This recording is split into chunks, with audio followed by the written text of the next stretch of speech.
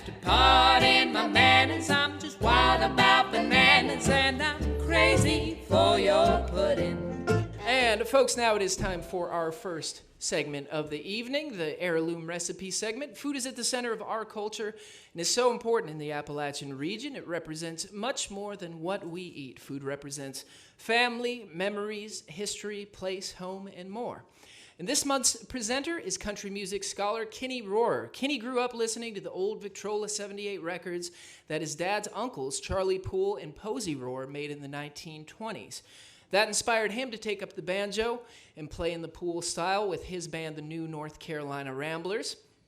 Kinney's love of the music led him to write numerous articles, liner notes for various old-time projects, as well as a biography of Charlie Poole, Ramblin' Blues, the life and songs of Charlie Poole. He's also produced and hosts country music radio shows for more than 25 years, including Back to the Blue Ridge on WVTF, and now produces a podcast of old-time and bluegrass music called the County Sales Radio Show.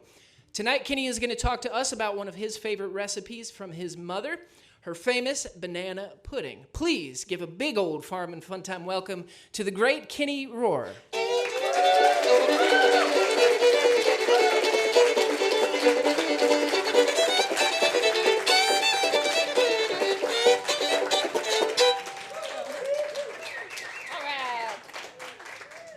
Thank you so much, and some of what Chris said was actually true. Some of it, I said. When my mother passed away 17 years ago next Wednesday to be in fact, I knew there'd be many things that I would miss about her, and one of the things that I would indeed miss was her country cooking, especially her homemade banana pudding. She made her own homemade custard, her own homemade meringue, nothing out of a box for her. All cooked from scratch, and cooking from scratch is best. I'll bet that some of you would agree with that, right? Yeah, I thought so. Now, my mother learned to cook at her grandmother's side, and I mean that literally. Her grandmother, Amanda Jane Carter Nelson, would take a chair, kitchen chair, and stand my mother, who was about 5 or 6 at the time, in that chair beside of her, and get her to help her prepare meals that she would then put in little tin buckets and take down to the mills and sell to the cotton mill workers there in Leaksville and Spray, North Carolina, back in the 1920s. That was the way she made her money. No Social Security, no pensions back then for the old folks, and that's the way she made her living, was selling meals to the cotton mill workers in little tin buckets, and my mother helped make those. And that's how she learned to cook, literally at her grandmother's side. It's a shame that more kids don't learn how to cook by their grandmother's side to this very day. And speaking of those cotton mills, remember that those cotton mills in Spray, North Carolina, like other cotton mills across the North Carolina Piedmont, produced such wonderful old-time musicians as Charlie Poole, Posey Rorrer, Wade and J.E. Maynard, Dave McCarn, the Dixon Brothers, Wilma Watts, Kid Smith, and many other fine old-time musicians. Right here in Virginia, you would have found Kelly Harrell, a wonderful ballad singer who worked in the mills in Freeze, Virginia. Remember, they call it freeze in the winter and fries in the summer. In Freeze, Virginia. Henry Whitter, who recorded at the Bristol session. He worked in the mills. Over in Fieldale, you had Red Patterson's Piedmont Log Rollers that recorded the very first recording of Down on the Banks of the Ohio. Over in Danville, Virginia, where I live now, in Schoolfield, you had Charlie LaPrade and the Blue Ridge Highballers, the Four Virginians, Louis McDaniel, a whole host of old-time musicians there. And if you go down to Georgia, you would have had Fiddlin' John Carson. All this is going to be on the test later, so I hope you're taking good notes. You had Fiddlin' John Carson, Darby and Tarleton, and others. In fact, there were so many of those old-time musicians that came out of the mills instead of the hills, I call it millbilly music. And there really was a tremendous number of millbilly musicians back there in the 1920s who helped popularize this music, to say the least.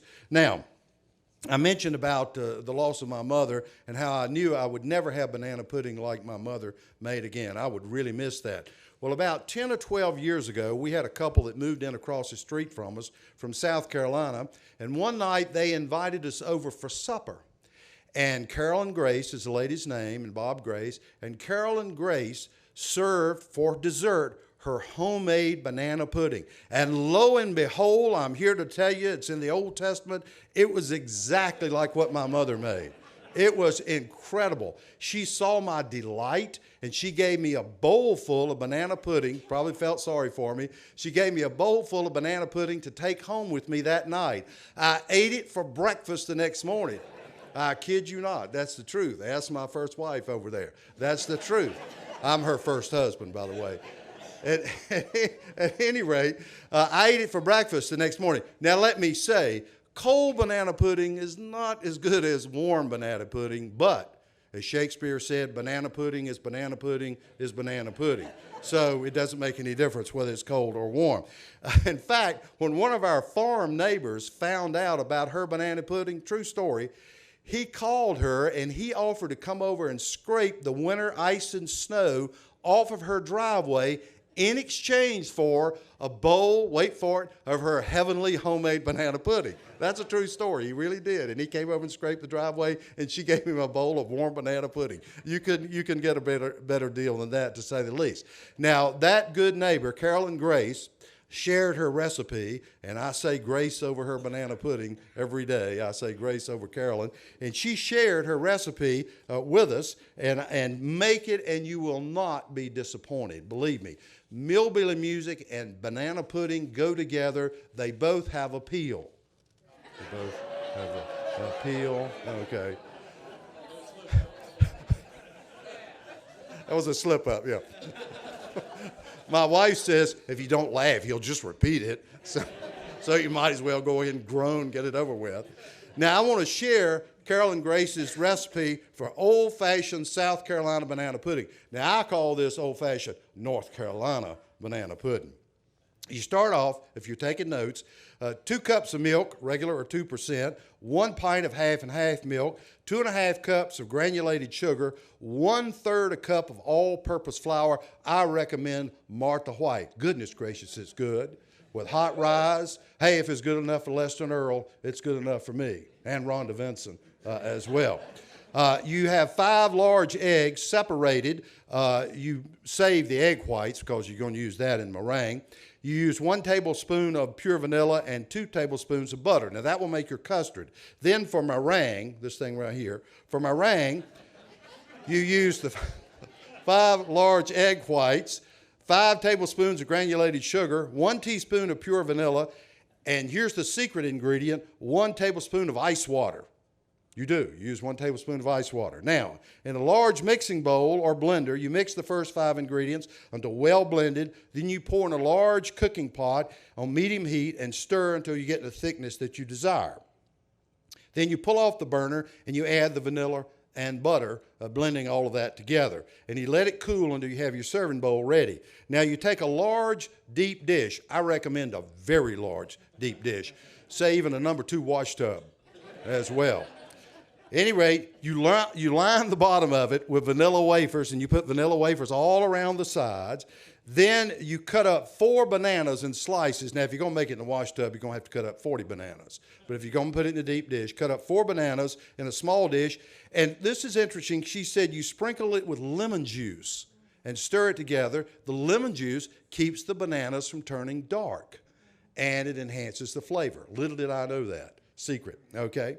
Now, you pour half the custard over the cookies, then you layer bananas in rows across the custard, and you push the bananas down in the custard. Then you pour more custard on top of that, and you push more bananas down in rows again, then you put cookies on top of that, all right?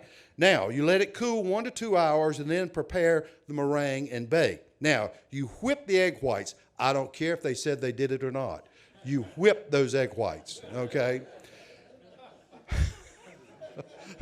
This is for a family show here. You whip the egg whites with a mixer for 3 to 6 minutes until it thickens, and then you add vanilla and 1 tablespoon of ice water to the mixture until you beat it until you get a perfect solute, and then you're ready to spread on the pudding. You put in a preheated oven at 350 degrees and bake to a light brown on top. After it cools, you might see some sugar drops on top that crystallize on top. There's nothing wrong with a banana pudding. It's just crystallized sugar on top. Then you take a very large spoon or a small shovel and you dig in. If you put it in the wash tub, use a small shovel. I thank Carolyn Grace so much. I'm so glad the day they moved in across the street and I found out she made banana pudding. Bless her heart and other vital organs for producing such great banana pudding. Thank you, folks.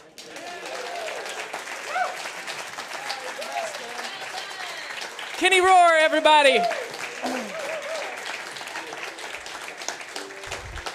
Kenny is a gem, folks, and he, as y'all know, we do a second part of this segment, and we write a jingle that's inspired by the wonderful story that Kenny just told you, and he mentioned me this a number of times. He said, Chris, you've been putting in a lot of work on this jingle.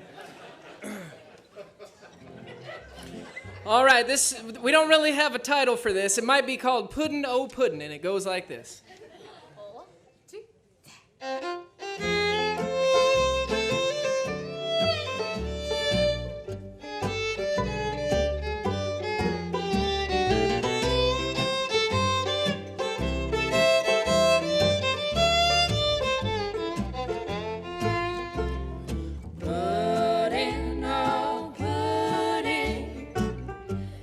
Some of that pudding. You'll have to pardon my manners. I'm just wild about bananas, and I'm crazy for your pudding.